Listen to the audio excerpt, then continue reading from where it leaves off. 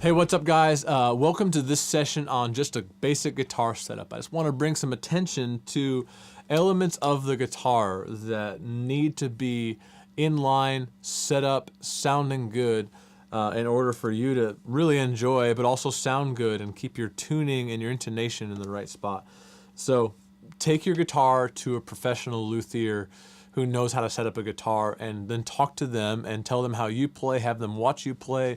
Everybody's left hand is different, everybody's right hand is different, the gauge of pick you use is different, and that will change the way that everything responds. And so the way that you play guitar, your guitar needs to be set up for you. There's really no one size fits all. There's no one size string gauge that fits all. And so take your guitar to a pro. If you need help or contacts for that, we can give you some options there.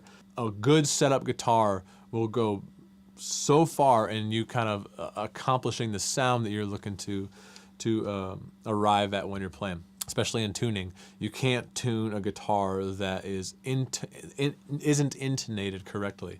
Intonation comes from these saddles down here moving forward and backward, and you need to have a set up professionally so that when you pluck an open string, it's generally in tune as when you pluck it again.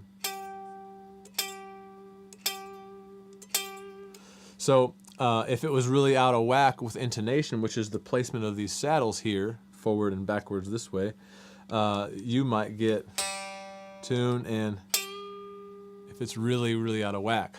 So that's really helpful, especially if you're going to put a capo on guitar. You can't put a capo on a guitar that has really high action or the intonation is messed up, because if you fret anything up the neck and the capo is pushing too heavily on the strings, watch what can happen. Watch the tuner there. If you push too hard, that's tuned, that's sharp. If a capo is too aggressive or your action is too high or your intonation is wrong, all those things can go haywire. And this is a bone nut. This is the very before the first fret. This is called the saddle.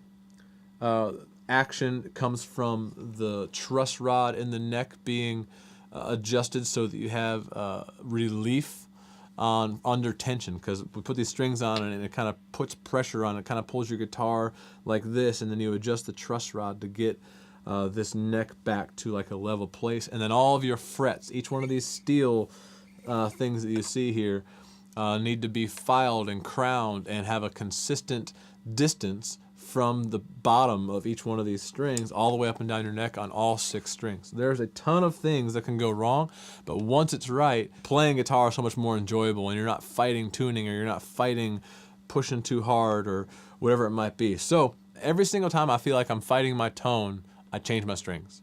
And I'm like, oh, there it is. Strings age, strings don't sound good after a while. This is different for bass and acoustic than it is for electric. My electric strings last a little bit longer than my acoustic strings, but find the right kind of string, pick the gauge that works for you. I use 10 gauge, which is like a light gauge string, to 52 gauge on the low E string, which is like a heavy bottom. So I use light top, heavy bottom, and they're called 10 to 52. Shredders play 9s. Guys who are really heavy-handed play 11s. Sometimes they play 12s. No one size fits all, but based off how you play and what you're looking for and the way that it's supposed to sound coming off of your rig, take all that information to a luthier or ask any of us and we can try to help you in the process. So good luck, and let us know if you have any questions.